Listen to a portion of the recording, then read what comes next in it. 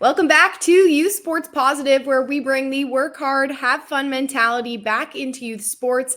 I'm Kelsey Dennehy alongside my dad, Mark. We have a very special guest with us here today. He's a graduate of the United States Naval Academy, where he played Division I lacrosse all 4 years, former Major Infantry Officer and Special Operations Officer with the 1st Force Reconnaissance Company, 1st Marine Division, founder of the program, and a very decorated athlete. Eric Kapitulik, welcome to Youth Sports Positive. Yeah, thank you so much for having me. I would add, I probably have to update the bio because all of those things, Kelsey, and just start with your audiences.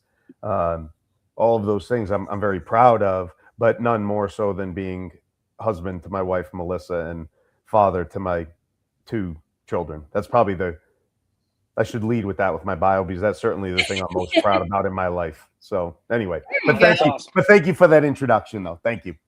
We're very happy to have you here. Really looking forward to it. I finished your book. It's kind of funny because I said this to my dad earlier in the week. I read your book again this week just to brush up, and I said to my dad, I was like, every time we got to a main point, a principle, I was like, oh, that's my childhood. That's how we grew up. that sounds really familiar. Yeah, I'm sorry. Let me just say, we brought Cap in at Merrimack College my 4th year, and believed I was a good coach. And I'm with those players all year round. And Cap and his crew at the program came in, and he had our players doing things in 2 hours that I hadn't gotten them to do in 4 years. He is an expert in leadership. He himself is a great leader. We probably, and Cap can talk to this a little bit about, when you have a Colin Powell or when you have a Schwarzkopf, I think you're saying is it's 7 degrees and sunny with a slight breeze off the coast. He's one of those leaders. And thankfully, and Cap, I think we will probably want to start, Kels, with asking him kind of what the program does. He is also a developer of young men and women, and he chooses sports often as his venue. So, Cap, if you don't mind giving the listeners a little bit of a rundown of what you guys do with the program. Yeah. Well, thank you so much. That's so nice to hear, Mark. I actually, when we're working with teams, I always highlight to them that we do get talk about, oh, hey, these guys are the leadership experts. Boy, I don't know if there's anybody who can say that, because that's the challenge of leadership, right? Is that it's not a binary scale system. It's not a process where, hey, you do A on Monday and you get B result on Tuesday. You could do A on Monday and get B result on Tuesday, but because you're leading people, not managing a process, because you're leading people, you do A on Monday. Well, that person, they could be a totally different person the following Monday because they had a tough weekend with their spouse or their kids or something happened in their life. So even though A produced B on one week, the following week do A and you could get Z the following week. So it's really, I don't know if you ever become an expert. I know that we can at least try to be lifelong learners, and that's what I try to do. Anyway, the program, we have one mission: develop great teammates and leaders to create world-class teams. That's what we do. Develop great teammates and leaders to create world-class teams. We now have the opportunity in this, our 18th year of business, to do so with more than 160 of the top collegiate and professional athletic teams and corporations throughout North America annually, with our leadership development courses, or at times me being a keynote speaker. So we're very fortunate and very, we get to do what we love. So, yes. So, quick story before Cap entered this venture. This shows my lack of feel for it. A good friend of both of ours connected us, and I remember talking to Eric as he was starting to put his program together, and I had no understanding of it. I thought he was a strength coach, and I remember saying to him, geez, you're gonna have a challenge getting past these. Every college team has their own strength coach. they're gonna be hard pressed to give you the reins. Your company is incredibly successful and 18 years into it, so this is not a strength and conditioning program. This is a leadership No. and team development program, and I've never been around a group that was better at providing both. So, Thank you. good I'm stuff. I'm curious for you to share with the listeners your motivation in starting the program. Yeah, well, way back when, it seems like 100 years ago now, when I was in special operations, my Marines and I were involved in a helicopter crash that killed 6 of the 10 of my teammates on board. In an effort to raise money for a college scholarship fund that I had set up for the children of my deceased teammates, I began to compete in the world's longest endurance events and climb the world's tallest mountains. Since then till today, I've competed in and completed 8 Ironman triathlons. I've adventure raced from one side of the Kalahari Desert in South Africa to the other, from the Pacific Ocean across Costa Rica to the Caribbean, and summited 5 of the 7 summits, the tallest peaks in each of the 7 continents. Kelsey, a few years ago, I summited Mount Everest. I talk about some of those things in my keynote speech. And you mentioned our book when we were, here at the start of our time together here today. And many of those experiences we all are a sum of our experiences. So those are part of the experiences which have made me. I say that because that scholarship fund, sometimes people will connect the scholarship fund with the program when they are separate, although we do donate to that scholarship or have donated revenue from the program to that scholarship fund. But the program itself, people tell me all the time now, oh my God, Cap, what a great idea. And I tell everybody, it is a great idea, isn't it? It's not my idea, but it's a great idea. And I say that because, when I had gotten out of business school, I got out, I was, when I retired, not retired, but when I was honorably discharged, I just got out of the Marines. I went to business school, and then I went to work in finance for a year and a half. And I worked at the venerable investment bank, Goldman Sachs. And Goldman, I worked with great people, really smart people, good people, great leaders, all of those things. It just wasn't for me, though. It just wasn't. And at the time, I was helping coach a high school lacrosse team on the outside of Boston. I noticed they had all these prep schools had really nice weight rooms, but they had like a science teacher in there making sure kids didn't kill themselves. So my idea, when I decided I'm not going to stay in finance, I want to start my own company. My idea was providing hourly strength and conditioning coaches to these high schools. And that's what I started the program doing. And we did make revenue doing it. But at the same time, within a week of me starting the program, I got a call from the new Harvard men's lacrosse coach who had been an assistant coach on the Naval Academy lacrosse team years before. When I worked at the Naval Academy, it was the last thing I did in the Marines.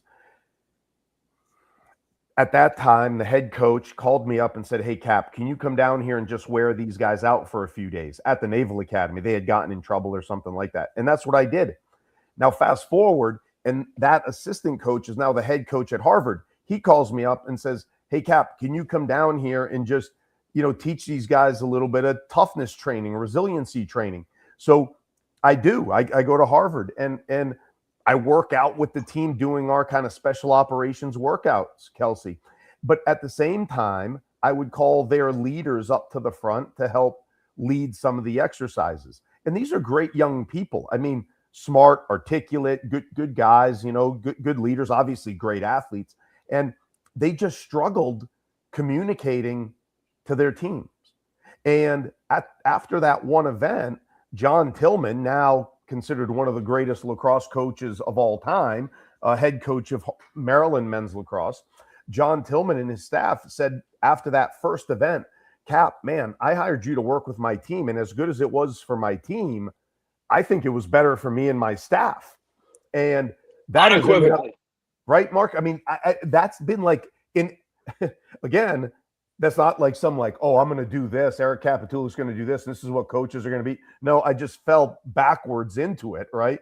Where, so anyway, from that first team, we worked with 3 college men's lacrosse teams. I just called coaches I played for, against, or with. By year 2, we worked with 9 teams. By year 3, I was completely out of the strength and conditioning business at the high school level, well, or at any level, but the clients that we did have were all high school clients. We were completely out of that business. We were only doing leadership development. After about 4 years, we started working with corporate teams, and we haven't looked back since. So great idea, not my idea at all from starting the program, but that's the genesis of it. It was And that's why though. Yeah. And that's why Kelsey got a good dose of the program growing up, because a lot of the things I learned from you, I mean, that's what parenting is leadership. And so, a lot of my input as a parent was based on some of the principles I learned from you. Yeah. Well, first of all, Kelsey, I'm sorry for that, right? And you can send any bills from your therapist to the program. No child deserves Eric Kapitulik, right? Let alone your childhood, right? But no, Mark. I think all the time how grateful I am for starting the program and being so surrounded by leadership development and team building with all of the teams we work with, athletic or corporate, because man, I've learned so much along the way. And as I said earlier, I'm still learning so much along the way. And as I also said earlier, though, my number one team is that relationship I have with my wife and my kids. Like Coach Snyder, Hall of Fame football coach at Kansas State, right before he retired, we worked with him. He was in his 80s, and I asked him. I said, Coach Snyder, what would you tell your 38-year-old self? Maybe I was 38 at the time, or something like that. About being successful. And he said, well, Eric, he goes, first of all, he goes, I'd take a sheet of paper out and I'd write down your definition of success. It changes for many of us. It can be different for all of us at different points in our lives. I mean, Kelsey, how you define success in your life, you're just out of college, you're starting out, right? You're where your focus is, what your priorities are.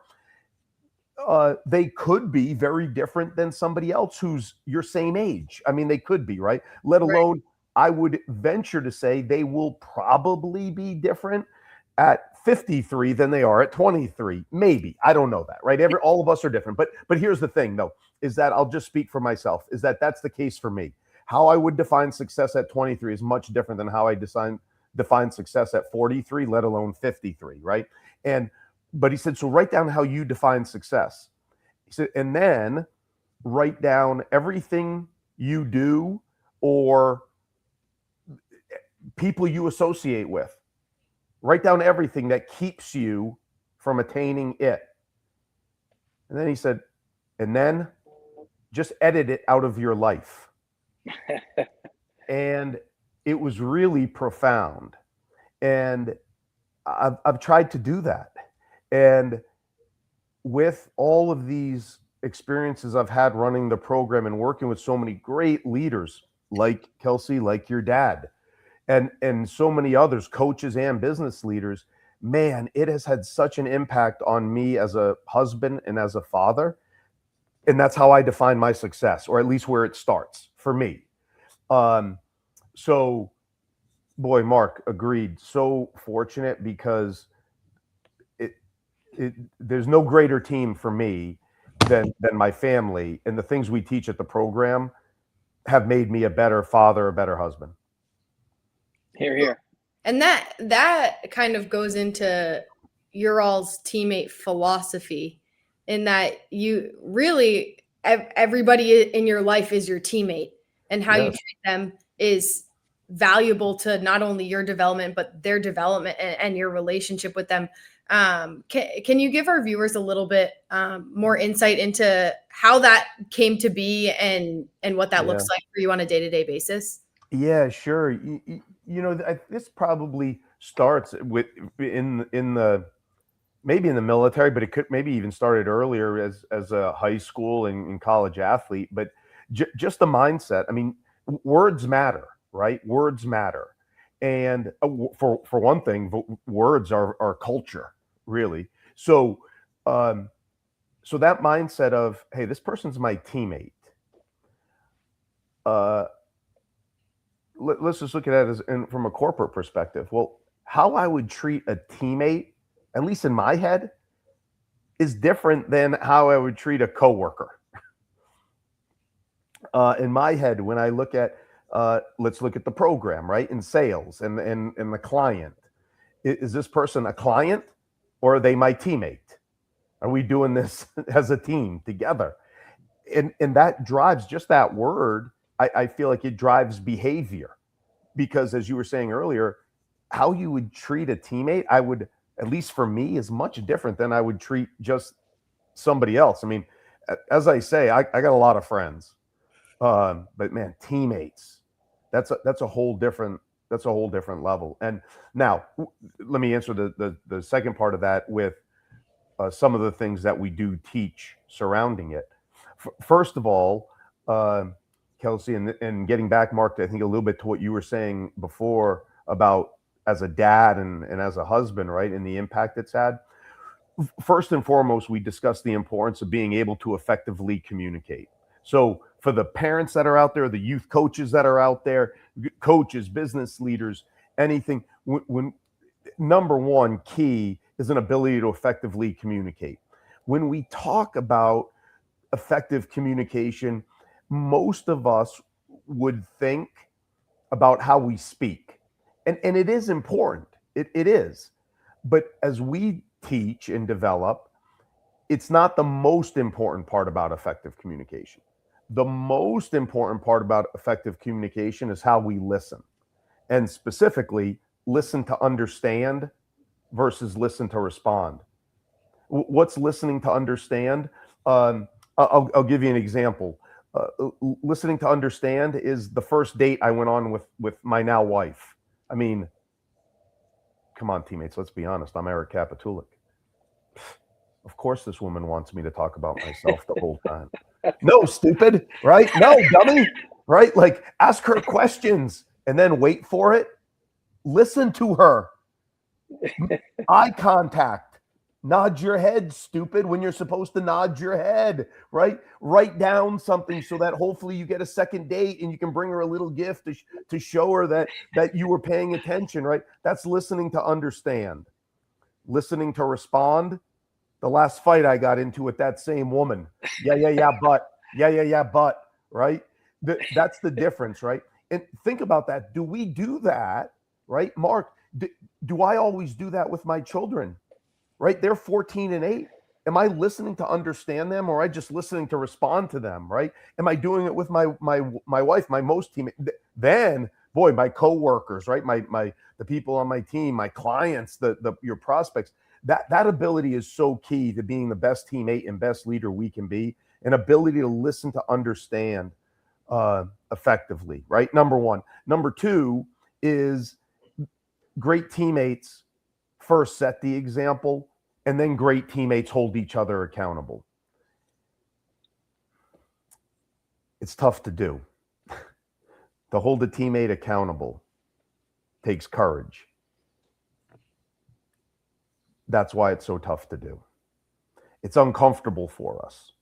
So think about this, right? So it's uncomfortable for all of us.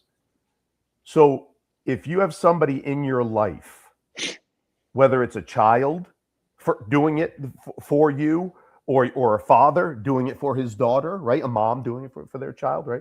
A boss or something like that. If you have somebody in your life who says, Kelsey, you're falling short here. We know, we have to understand that to hold somebody accountable, it's uncomfortable for me to do it. Nobody likes doing it. So if somebody's willing to do that for you, what they're signaling is you being the best version of yourself is more important to me than the discomfort I feel doing this. That's why you show me a team that holds each other accountable, whether that team be a marriage, a family, an athletic team, a company. You show me a team that holds each other accountable, I'll show you a team that cares deeply about each other or not. The last piece I would say to that and about the accountability piece is, and I have to remind myself about this all the time, remember that accountability need not be negative always. People do the right thing a lot. Make sure you hold people accountable when they do that too. Do it both. Great point. So we talked about this a little bit before we started recording, but over my left shoulder is one of my most prized possessions. It is a program T-shirt that is given out during events. You have to earn it. If you can't see it, that's because it's old. Yeah, it is over 10 years old. And so at Merrimack, the athletic director thought it'd be a good idea to put the coaches through a very, very pared down Judgment Day event. And the reason I bring it up is because one of the things Cap talks about is we're going through these exercises and it's, look to your left, look to your right. Your job is to help your teammate through this. He also talks about meeting the standard. Well, I think I pulled both my hamstrings in the dynamic stretch. That's how out of shape I was. And so we're in the sand and we're doing push-ups or something. And I know I'm supposed to be looking to my left and looking to my right, but all I'm thinking about is I've got to get through this. And so it gets back to you do have to take care of yourself first in the sense that you need to be physically and emotionally capable of meeting that standard. And if you're not, you can't help your teammates. You can't. Yeah. And so, I need to make sure as a parent that if I want my children off the phone, I can't be sitting at the kitchen table on my phone. You got to, like you said, you have to meet the standard first before you can hold your teammates accountable. So, but I did end up getting the shirt, and it's, like I said, one of my most prized possessions. You can't buy it. You've got to earn it. Yeah, well, thank you so much, Mark. And I'm glad it is one of your most prized possessions. That holds true to today, that we don't sell the program shirt. We do present one to that participant who most embodies being a great teammate and great leader, and you certainly did and do. The Kelsey, to be clear with your audience, though, right? We always highlight that at the program in our training, it's very inclusive. We adjust the physicality to every event of what we do because it isn't strength and conditioning. It's simply to get people outside their comfort zones. That's all. Because everybody's a hero when it's 70 degrees and sunny. Everybody gives you the right answer when we're sitting in a climate-controlled room. Yeah, but that's not when you prove how great a teammate and great a leader you are. You prove it when the first bead of sweat, literally or figuratively, hits your forehead. That's right. The Merrimack coaches event, though, one of the things that we highlight in our training is, as a leader, take 100% responsibility for everything that happens and fails to happen in your life. What we also highlight is, as teammates, you take 100% responsibility too. And unless both of us in this relationship take 100% responsibility, we're never going to get to the best possible outcome. Okay?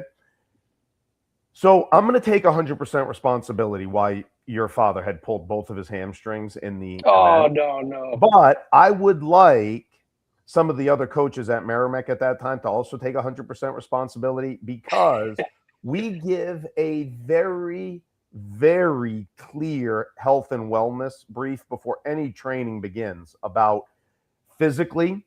You do not physically have to participate in any part of our training. Physically participating does not necessarily make you a great teammate or leader, but standing on the sideline and sulking that you aren't physically participating, that does. So if you can't physically participate, don't. Communicate with your teammates, cheer for them, find out a way that you can still help your team accomplish its mission. It's the same safety brief, Kelsey. Then we get a group of coaches together who are like it's supposed to be a team building event. Oh my God, we have boat teams out there. Boat teams want to kill the other boat team. The level of competitive fire out there. Like, okay, I want to take 100% responsibility for why he pulled his hamstrings, why different coaches were like couldn't walk for a week afterwards. No, they need to take 100% responsibility too. And their own competitive fire is like they're driving each other into the ground. Yes. That for lack that and combined with lack of preparedness. I mean, I wasn't in good shape. Like I could have done that. I might have done that getting out of the car before I got to the event.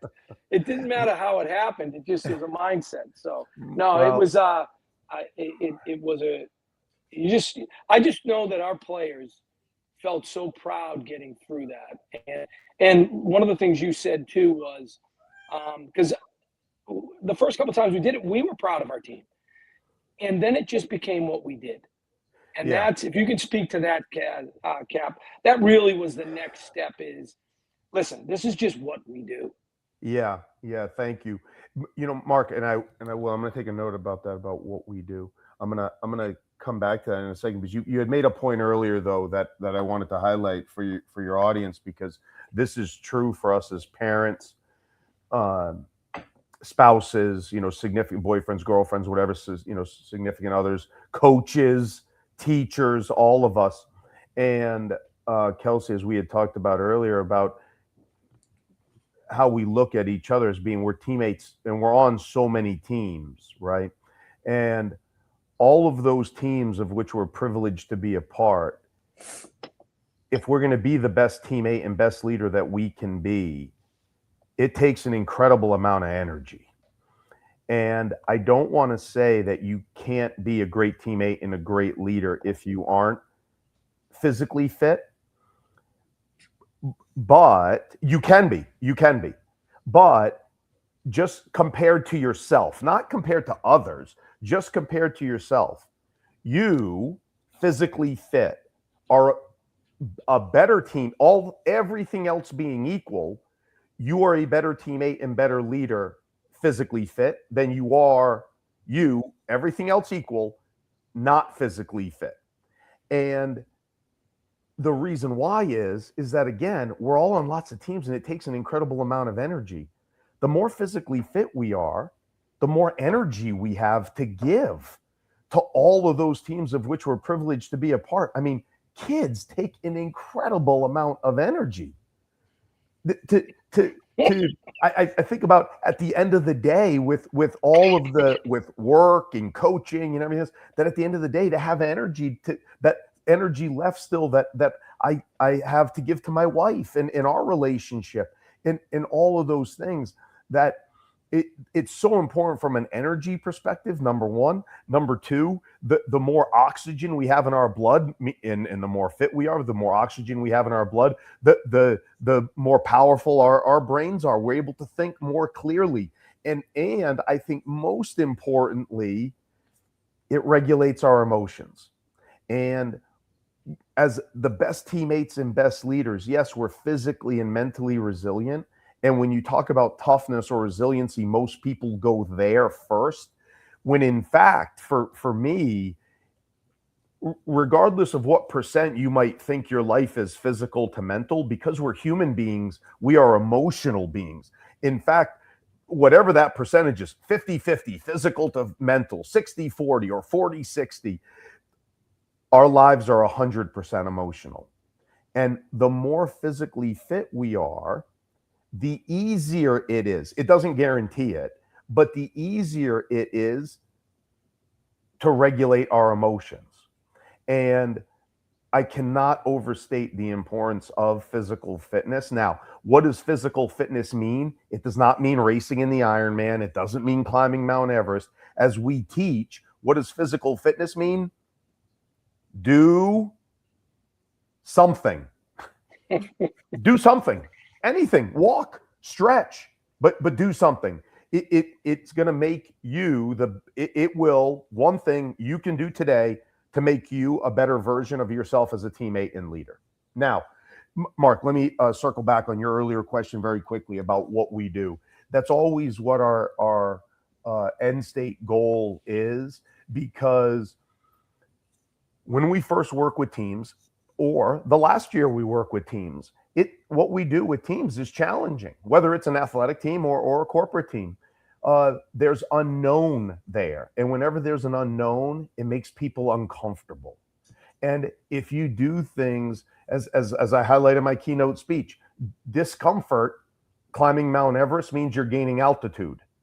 In life, it means you're growing. So attack that discomfort. When it transitions, as you were talking about your team, from a, hey, this is an event that we do, to this is just part of us. Like it's just who we are, right? When it goes from what we do to just this is who we are, then what that means is who we are is consistent self and team improvement. And that's what we're hoping for. Whether that consistent self and team improvement meant going from a, football season's just ending now, right? Going from a 5-7 team to 6-6 to 8-4 to that. We're just looking at consistent self and team improvement. Discomfort is mission critical to allow us to get there. Absolutely. I think that was the perfect segue into talking about teammates and how it relates to youth sports, because I think that's kind of the message we're losing a little bit these days. Yeah. And the idea of being able to work through challenging things and being a good teammate is something I know I took away from youth sports and playing on a team. And so from your book, yes, this made me laugh. Yeah. With your son Axel, Yeah. before his practices, you would take Yeah. him to Dunkin' Donuts. Yes. And We're New Englanders. We're New Englanders, right? Yes. That's right. I won't lie. That is the biggest thing I miss about being on the East Coast is there's no Dunkin' Donuts here. Nobody has Dunkin' Donuts. Yeah. It's very upsetting, Yeah. and I still struggle with it. But Yes. you would take him and get 5 monk. There you go. Yeah. Just rubbing it in. Yeah, I know. Sorry. Or what? That's right. Yeah. That Kelsey, when it talks about youth sports and man, I've had, as a coach and as a parent, God, I've had some of the worst experiences in youth sports, and also some of the greatest. And when I reflect on my youth coaching career, what I come away from it is this: the kids are not the problem. The kids are wonderful. And though, what I would quickly highlight is, so then immediately most audience members go, oh, it's always parents. It's actually not always parents. In fact, I think not only are the kids great, I think most parents are fantastic about it, about supporting you as the coach, supporting what you're trying to instill in their child. I think most parents are wonderful.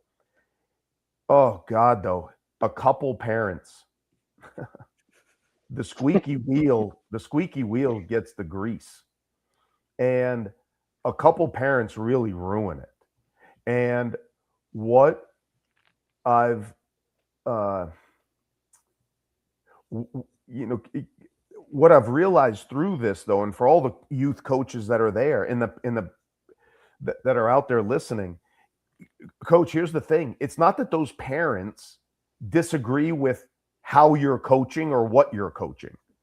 Those small percentage of squeaky wheel parents, what it comes down to is they have a philosophical difference, just philosophically disagreement with you and how to raise young people.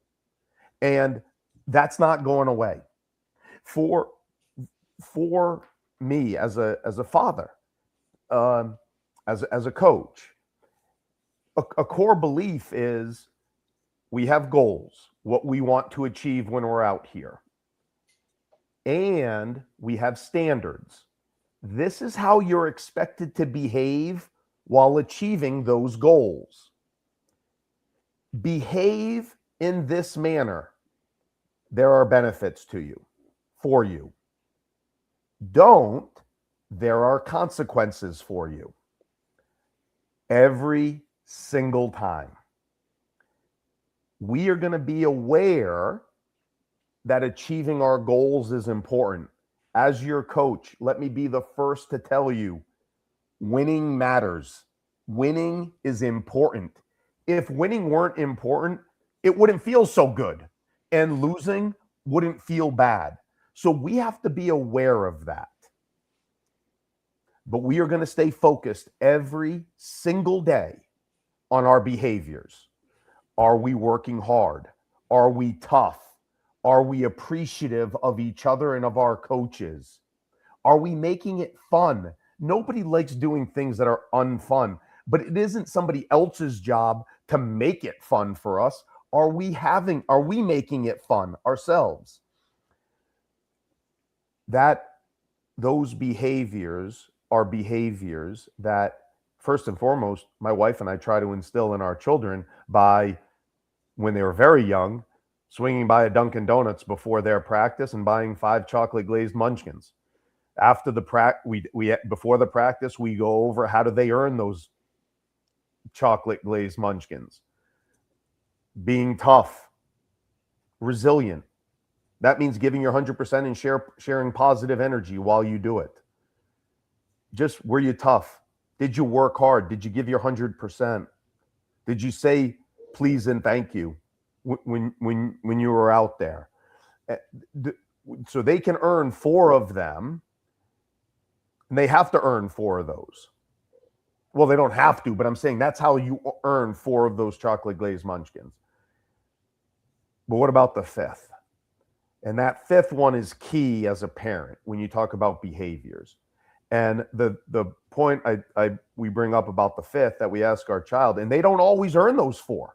There's times where we say, no, I don't think you worked hard today. No, you didn't share positive energy with your teammates. You did not make it fun. Those they can get or not get based on their behavior. But when we get to the 5th, and we asked our son and asked our daughter, how about the 5th?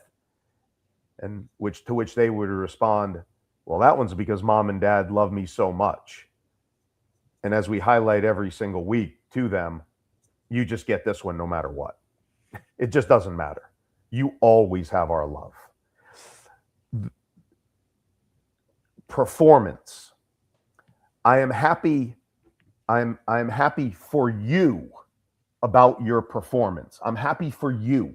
Score touchdowns, score goals, put the ball in the basket. Hey, I'm happy for you. Let me talk to you about why I'm proud of you. I'm proud of you for your hard work, for your resiliency, for being appreciative, saying please and thank you to your coaches, the referees, for making it fun when you were there. That makes me proud of you. That's today at 8 and 14. That's going to be the case 40 years from now. Most importantly, I hope that that's what makes you proud of you, because the ball's not always going in the basket in life. You're not always going to hit the post and have it bounce in. Let's make sure that we're aware that winning matters. But I'm proud of you for your behaviors. I hope you're proud of yourself for your behaviors. That's what we're trying to get across in youth sports. But quite frankly, Kelsey, Mark, I mean, that's what we're trying to teach in high school sports, in college sports. That's what we're trying to teach business leaders. That same messaging. It's what makes youth sports great, and this is a recurring theme on our podcast, is that sports can be a great teacher of life lessons. And what you're talking about are great life lessons. I had players that came into my office wanting more time, and I've had my daughters who maybe weren't as happy with their playing time as they've gotten. And my response to both of them is the same. It's been my experience in life that if you work hard over an extended period of time, you will reap some rewards. I can't tell you when. This is not instant gratification. It's not work hard today, get it tomorrow. I can't tell you when, and it may be a long time, maybe longer than you're willing to do it. But my experience tells me that if you do work hard over a period of time, it will happen for you. You will get out of it what you deserve.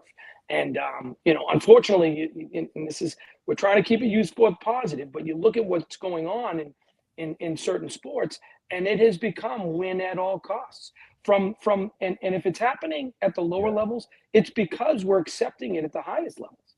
Yes, yeah, it's so true, Mark. And again, it's boy, there's so. If it were just one thing that could correct it, it would be really easy, wouldn't it? But it's probably 100 different things. But Sure. something you said just now really struck a chord with me. And Kelsey had said it earlier about her playing sports her whole life as well. It's that sports do not teach great life lessons. As you just said, Mark, we, parents, coaches teach great life lessons through sports. That's right. I have to believe the same is true for like the theater, right? I mean, you're getting up on a stage. There's competition involved, right? Like whether it's theater or the arts. I don't want to talk too much about it because Kelsey was an actress, so she can tell you. You're right. 100%. Yeah. Yeah. Okay. So, but what I'm saying is, I should not talk a lot about it because the artistic gene is far away from Eric Kapitulik. But it seems like you could teach these same life lessons through these other outlets. Sports just gets this get out of jail free card in America about sports teach great life lessons.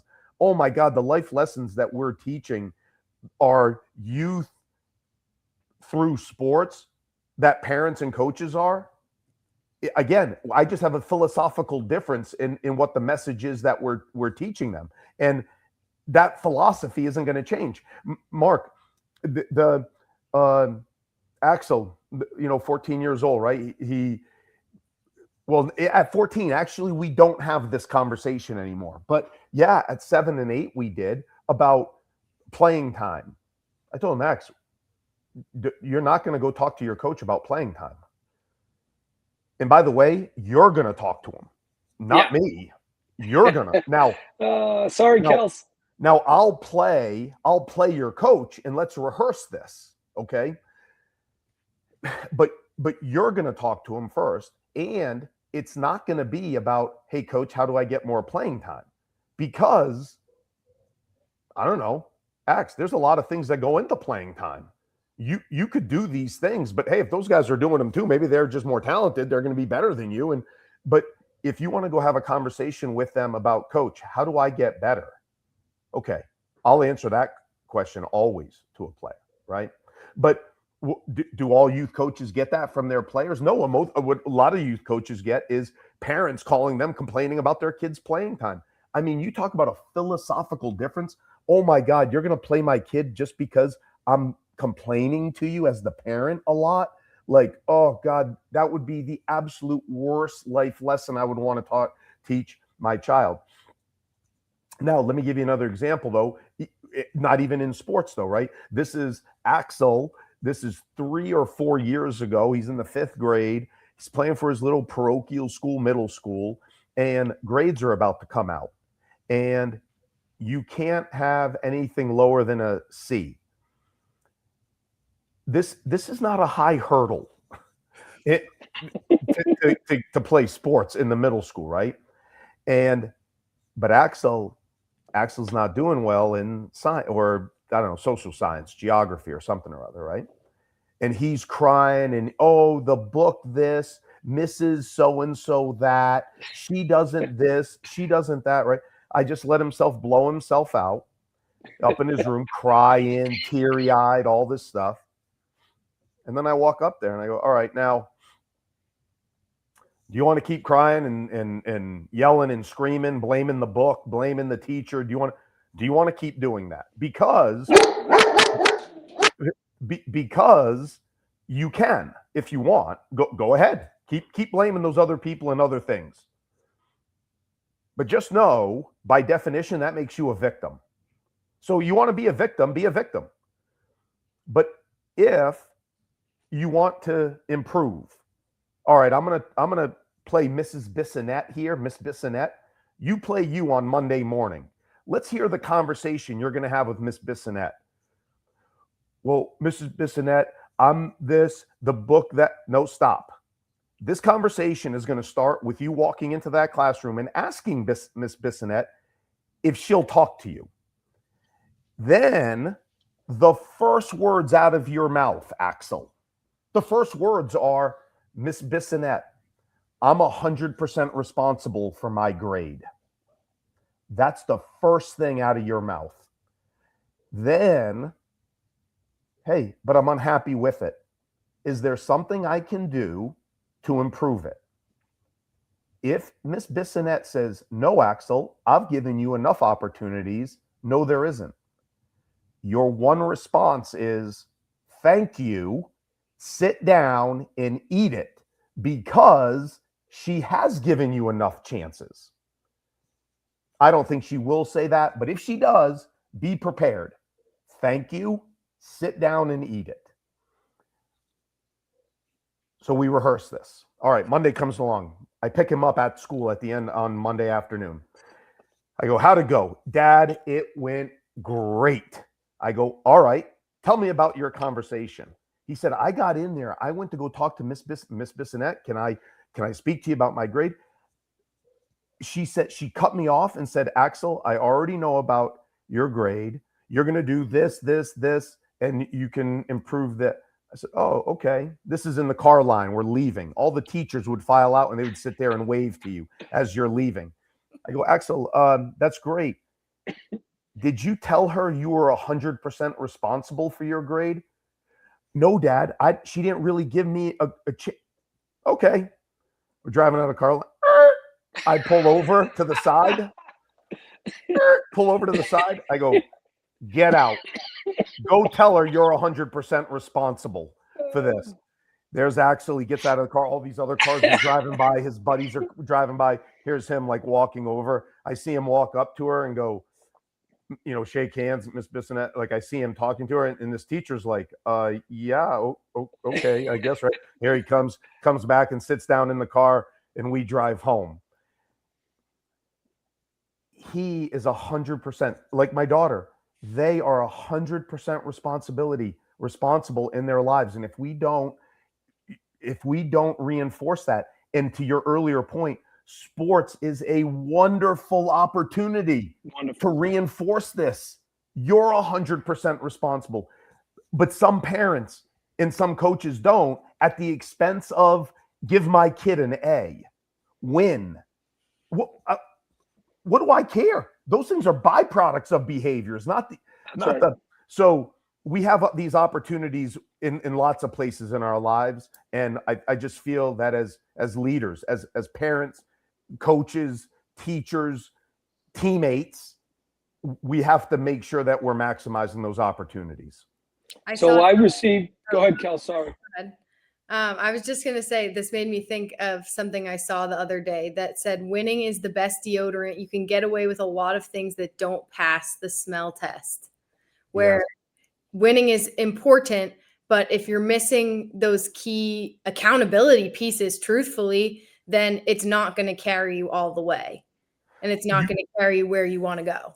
Kelsey, look, the 100% correct, 100%, Kelsey, right? Look, you get enough talent on your team in any one given year, you can win. I mean, I still remember being in a meeting with your dad and the AD at Merrimack and some other coaches, and the AD asking me, Cap, can you tell me how successful a team is going to be after you work with them? And I still remember this. I turned to him and said, well, if Mark here can tell me how hot his goalie gets right before the Hockey East playoffs, I can tell you how successful they're going to be. But if not, if the kid can't stop a puck, they're not going to be real successful here. Let's be honest. Like, like big, fast, strong, and good at what you do, that really helps. Well, you can assemble enough talent in any one place, and in the short term, you can win. But for us to duplicate this again and again, that requires a culture. That requires behaviors that ultimately sustain those victories. The winning is a byproduct of the behaviors. Absolutely. Awesome. Yeah, I it's funny, we judge coaches on wins and losses, and I kept in my wallet back when we carried wallets, both Jerry York and Sean Walsh's record their first 2 years at their respective universities. And both of them were sub 500 in their first 2 years. Yes. And then obviously Jerry York's won the more games than anyone else in college. You can't win without good players, right? Mm-hmm. At the end of the day, even the best coaches can't win without good players. But even with good players, you're not going to win over time unless you put in the type of standards. I'll get away from culture, that could be overused. Unless you set the type of standards that are successful, and then hold your teammates to that, and yourself to that. It's funny. I watched. I got my IU hat on. I was just gonna say that. Yeah, go ahead, Kels. No, go ahead. That is exactly my thought. That was exactly my thought. I watched 60 Minutes last night. They had Coach Signetti on there, and basically what he said was he got to IU and the standard for the football program was just too low. I don't like to use expectations. That's sort of a passive. Yeah. The standard was just too low, and he came in and said, "No, I've won at other places." And the famous line is, I win, Google. Yeah. Yeah. But he knew what standard needed to be put in place in order to attract good players. Because maybe you can speak to this, like good players want to be held to a certain standard as well. No. Yeah. Yeah. Coach, people and I'll bring this back to youth sports, but it's true at every level though, right? But at youth sports in particular, you get this visceral response from some people about participation trophies, right? Like, oh my God, I can't believe they give participation trophies, Quite frankly, I'm okay with participation trophies. I mean, up to a certain age, right? But like, sure. I got to be honest with you. Showing up, as long as it's very clear as to what those participation trophies are for, and hey, but you showed up. You just showed up every week, every practice. You worked hard when you were here.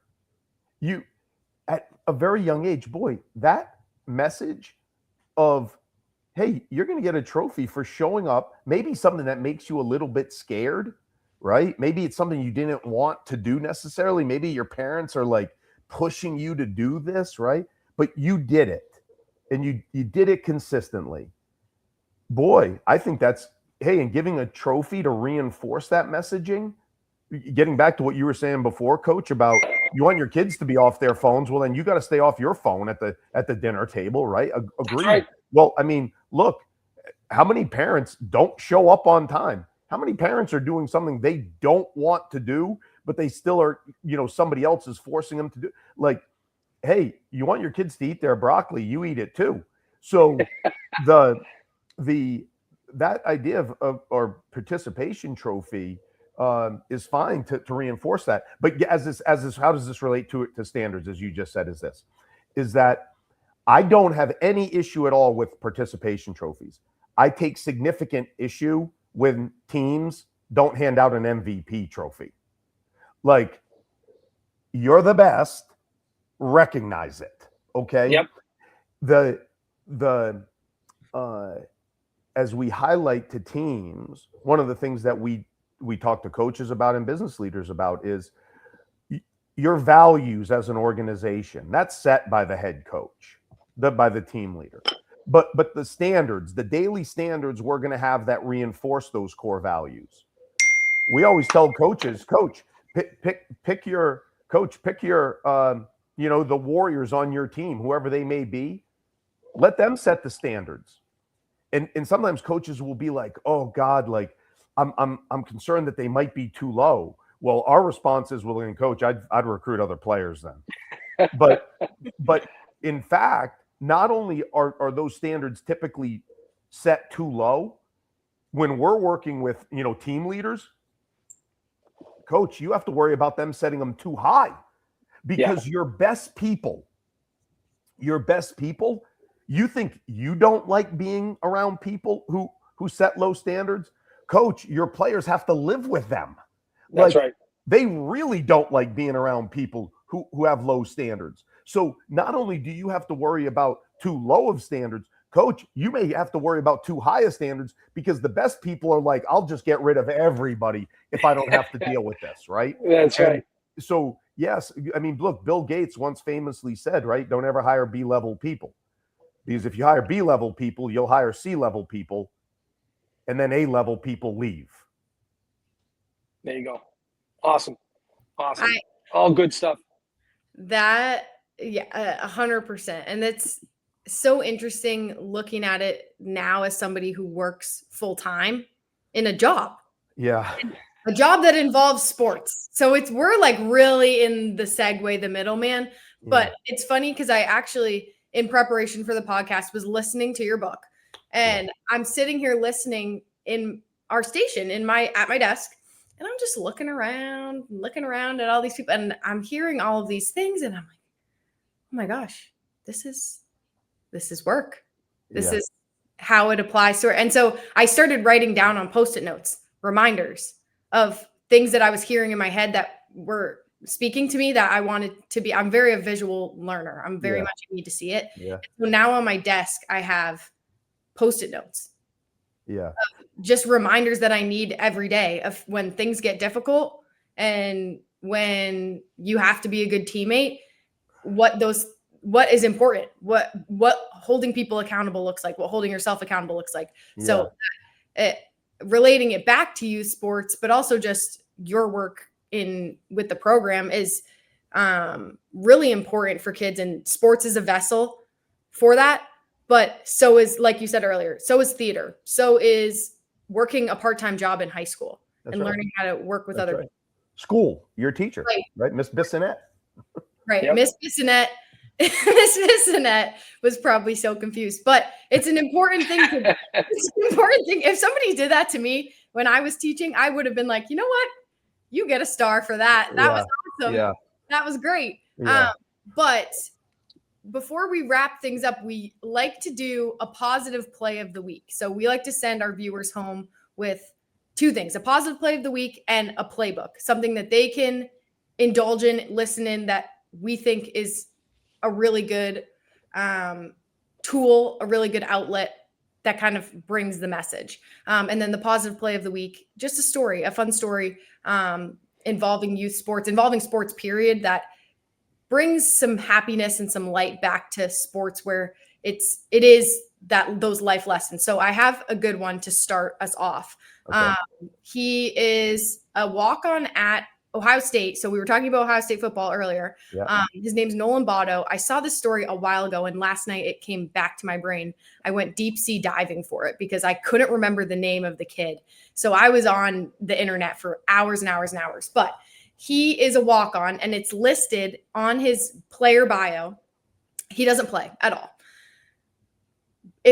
If the team were to choose who they want to spend the most time with, I believe it was 98% of the team said that it was going to be him. Wow. That's awesome. And so this journalist did a story. That's a room full of alphas too, right there. Yeah. Right. Yeah. Exactly. And in the most top tier football program, one of at this point in college football. Yeah.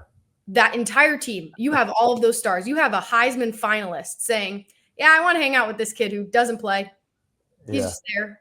And turns out he walked on the team to follow his best friend, Carnell Tate, who is an alpha. Yeah. Carnell Tate lost his mom in a drive-by shooting before he went to college. Yep. And Nolan Botto was a really great support for him. And he said, hey, come play with me. And that was his agreement to go to Ohio State. I'll come play for you if Nolan can come with me. And he has been the ultimate teammate. So I thought that was applicable, and I'll link that story on our website at yousportspositive.com for people who want to check it out. But that I'll leave the Let floor. me go next. Yeah, go for it. I'll go next and give Cap some time. So I posted it on LinkedIn. We'll have the post on youthsportspositive.com. I saw a clip of a kickboxing match between 11-year-olds. They were teammates, and they were in the finals against each other. And one was victorious over the other. The support each other, they showed each other. First of all, they hugged it out. Then the winner of the event put the second place medal on his teammate's neck, and the second place boxer put the belt on the champ. But you could tell there was a mutual respect. You could tell. Listen, they fought it out. Like they're fighting. Like that's just a great example of sportsmanship, of the line between the competition and the relationship. It was awesome for 11-year-olds. Like I look at that and I go, those young men are on the right track. Yeah, that's awesome. You know, well, I don't have a story, but I'll tell this to the audience members, and both of your stories are highlights of this, which is we do so much work with top tier college and professional teams, and a lot with men's basketball and football. Huge revenue generating events, NIL money, awash in NIL money, the transfer portal, all of these things that everybody hears about. And I get so many questions, and they tend to have a negative tone about, oh, college athletes this, pro athletes that like entitled this, entitled, like just do it for the money. For your audience, boy, we work with thousands of college and professional athletes every single year. I'm sorry. Are there those individuals? Sure. There's those individuals in every organization. I tell everybody, if my son grows up to be like the average major college football player, I'll consider it a job well done as a father. The average college athlete, boy or girl, man or woman, they're disciplined. They work hard. They sacrifice. They have a team first mentality. They're exceptional. And I'm so privileged that I get to spend time interacting with them and the coaches that coach them. Awesome. That's a great message. That's fantastic. How about a book, Cap? Obviously, your book. If you haven't read the program, it's very anecdotal based. It walks through a number of situations. I highly recommend it. Is there another book on your list, something that you're reading now that you think is youth sports related, or just a good positive message? Yeah, it's so difficult for me to answer this question because I'm such a voracious reader, and quite frankly, I know where some of our experiences, but I just feel like if you aren't a voracious reader, you are putting a regulator on your growth. Because if you're not a voracious reader, then you're going to grow only through your own personal experiences, and therein lies the regulator. Like I want to grow on my experiences for sure, but my experiences only lead to my truth, and my truth does not mean it's the truth. And Gotcha. Reading about other people, reading about their experiences may not change your opinion, but it may help you get to or at least closer to the truth, not just your own truth. Okay. So I am a voracious reader. Boy, hundreds of books I've read that have changed my life. Things, 100 years ago, things like The Killer Angels about the Civil War. I finished that book and I was emotionally spent reading The Killer Angels. It's going on my list right now. Oh my God, yeah. The Alchemist, 100 years ago, a book I read, right? I mean, changed my life. A more recent book that I read, and I referenced it earlier in my comments with you about that idea of taking 100% responsibility. That's stolen from a very good friend of mine called Fred. His name is Fred Kaufman. Fred Kaufman used to be the VP of leadership development at Google. He started so many consulting companies. I mean, I described Fred Kaufman as, for those of you who might remember the old Dos Equis commercials, where the most interesting man in the world. Fred Kaufman is the most interesting man in the world to me. Okay, he's written a number of different books. One that's changed my life is a book called Conscious Business, like living consciously. Conscious Business. It's a business book, but it's not. I mean, I think he may have called it Conscious Business because the business book industry is bigger. You make more money. I don't know why. I don't know why he said it, because Conscious Business is really a book about how we live a conscientious life. And one of the things in that book was this idea of taking 100% responsibility for everything that happens or fails to happen. Well, I'm 50% responsible for this fight. My wife is 50% responsible. That marriage is ending in divorce. Take 100% responsibility for everything that happens or fails to happen in your life. It doesn't mean that somebody else is going to, but you don't control other people. You can influence them, but you can't control them. But you can in your own life. Responsibility need not mean fault or to blame. Very often we're not at fault or to blame. You still take 100% responsibility. That's what makes us warriors. And if we're not warriors fighting to get better every day, we're victims. Conscious Business, I'd recommend it to anybody. Again, on the list. Kelsey, what do you got for us? For listeners who like to have stuff in the background, who like to listen videos, I watched a TED Talk this past week called Youth Sports as a Development Zone. It talks about the entertainment sports culture compared to using sports as a developmental tool. So I felt like it would be fitting to share today, just because that's really essentially when we talk about youth sports and being a good teammate and being accountable, that's where it says that winning is entertaining and that's why we enjoy it, but that's not the main point. And so I thought that was really interesting. It's 15 minutes. It's not a long listen, but Jim Thompson, who is giving the TED Talk, makes a couple really great points there. Interesting. Have you worked with Bob Stoops? No, I've met Coach Stoops, but I haven't worked with him. Yeah. So I stumbled on his book, No Excuses, which I know you'll like the title right off the bat. I know it's one of your mantras. It's become one of my team's mantras. And didn't know much about him and picked it up and couldn't put it down. Like, I am a Bob Stoops fan after reading that book. Just the standard he set, again, not just in his locker room, but in his life. A really good book for anybody that's looking for those type of life lessons through sports. It's a good read. I learned a ton about him, a lot of respect.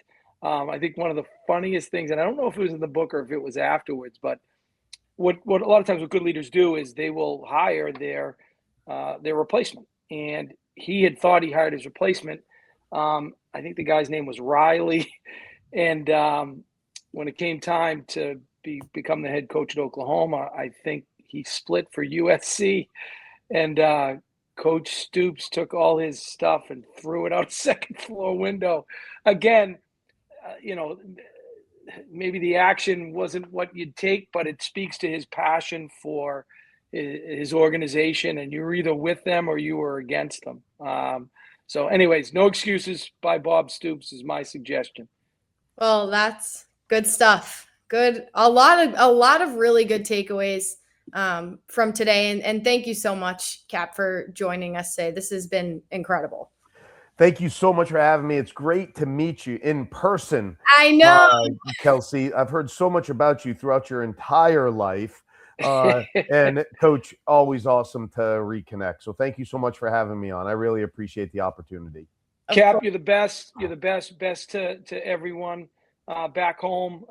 And you are the standard. This is going to be a hard bar to meet, but really thank you for coming on. Really appreciate it.